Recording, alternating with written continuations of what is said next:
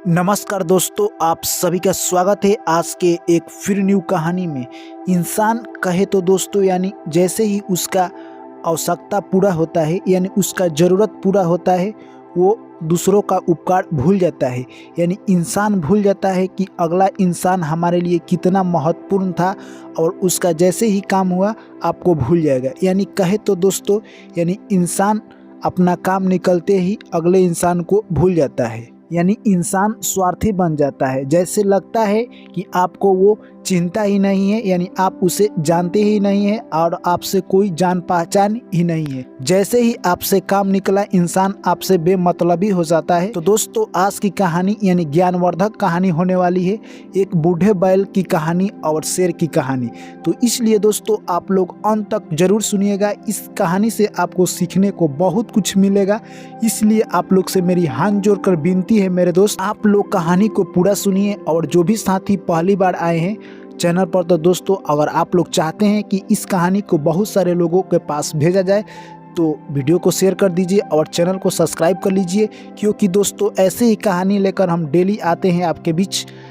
अगर आप चैनल को सब्सक्राइब कर लेते हैं और ऑल नोटिफिकेशन को ऑन कर लेते हैं तो सबसे पहले कहानी आप तक पहुंचेगा। तो चलिए दोस्तों कहानी को शुरू करते हैं। एक गांव में एक किसान रहा करता था। उसके पास 2 बैल थे। वो दोनों बैल से बहुत प्यार करता था किसान, यानी दोनों बैल से कहे तो वो अपने खेती का काम कराता था और बहुत मगन था अपने ज़िंदगी में। दोनों बैल में से एक बैल थोड़ा सा बूढ़ा हो चुका था, एक बैल थोड़ा सा जवान था। जो बैल बूढ़ा हो गया उसे खाने में थोड़ा सा कम अनाज दिया करता था किसान, क्योंकि इंसान की ऐसी ही कुछ आदत होती है कि उसे लगता था कि ये जवान बैल है इसे थोड़ा ज़्यादा दे खाने के लिए और ये बूढ़ा बैल है इसे थोड़ा कम दे। इससे क्या हुआ कि कुछ ही दिनों में बूढ़ा बैल थोड़ा सा कमज़ोर हो गया, अब वो काम करने लायक नहीं बचा। किसान सोचने लगा कि ये बैल तो बूढ़ा हो चुका है, अब इसका मैं क्या करूं। उसके दिमाग में आइडिया आया कि हमारे गांव के पास ही में एक बड़ा सा जंगल है, उसी जंगल में क्यों ना मैं इस बैल को छोड़ दूं, ये बैल उसी जंगल में रहेगा। किसान ने अगले दिन उस बैल को उस जंगल में ले जाकर छोड़ दिया। बैल जंगल में जैसे ही गया वो काफ़ी डरा डरा था, क्योंकि वो सोच रहा था कि इस जंगल में मुझे कोई जानवर आकर मार देगा और खा जाएगा, मेरा जीवन अब अंतिम ही चरण में है। यानी वो डरने लगा और वो एक नदी के किनारे गया और वहाँ पर बैठकर सोचने लगा। बैल यानी मन मारकर रो रहा था और सोच रहा था कि इंसान की भी क्या खुदरत है, जब काम पड़ता है तो इंसान हमें याद करता है और जैसे ही काम निकल जाता है तो हमारे पेट पर भी लात मारकर और हमारे जीवन पर भी लात मारकर हमें घर से ही निकाल दिया। यानी वो बैल यही सब बात सोच रहा था और रो रहा था। हमारे जीवन का कुछ आखिरी दिन चल रहा है और हमारे मालिक ने हमें घर से लात मारकर निकाल दिया है। हमने उनके लिए अपनी पूरी ज़िंदगी शिद्दत से काम किया और जैसे ही हम बूढ़े हुए हमारे मालिक ने हमें घर से निकाल दिया है। यानी बैल यही सब बातों को सोचकर उस नदी किनारे बैठा हुआ था और रो रहा था।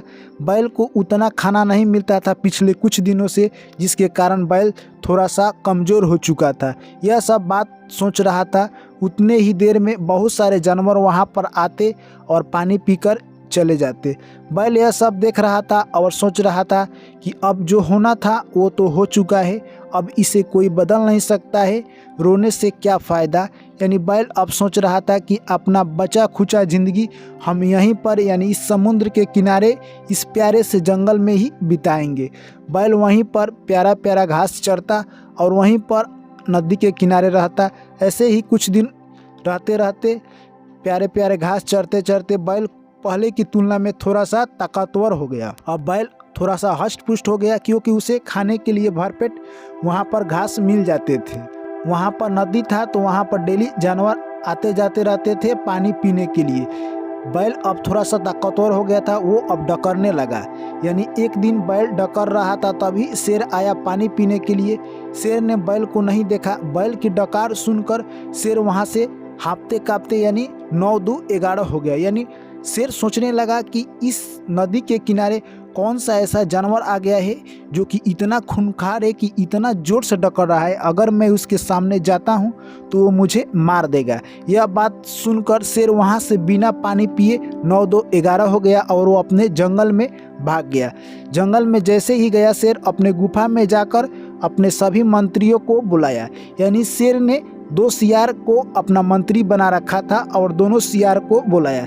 सियार को बुलाकर शेर बोलता है कि इस जंगल में कोई खूंखार जानवर आया है जो कि मुझे मारना चाहता है और वह स्वयं इस जंगल का राजा बनना चाहता है।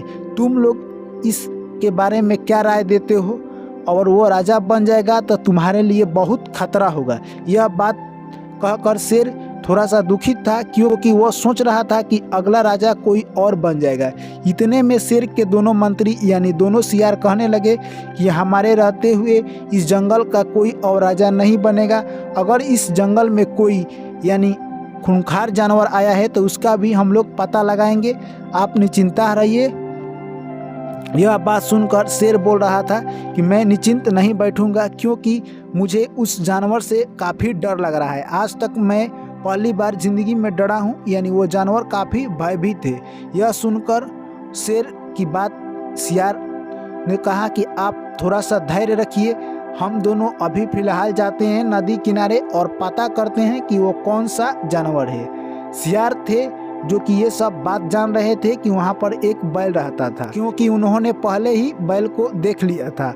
और शेर जो कि पानी पीने के लिए गया था वो बैल को नहीं देखा और उसकी आवाज़ सुनकर ही वहाँ से भाग गया। सियार ने कहा कि हे राजा, आप मत घबराइए, हम लोग जा रहे हैं, पता कर आ रहे हैं कि कौन नदी किनारे खूंखार जानवर आया है। जैसे ही दोनों सियार रास्ते में जा रहे थे सोचे क्यों ना हम इस राजा से बदला ले लें, क्योंकि यही समय है राजा को हमें डरवाने का, क्योंकि ये भी हमारे खिलाफ काफ़ी सख्त कार्रवाई करते रहता है। हम इसकी सेवा करते हैं फिर भी हमारे खिलाफ भी ये सख्त कार्रवाई करता है। दोनों सियार रास्ते में जा रहे थे। जैसे ही वो यानी नदी किनारे पहुँचे, बैल आराम से वहाँ बैठा हुआ सब नज़ारा देख रहा था।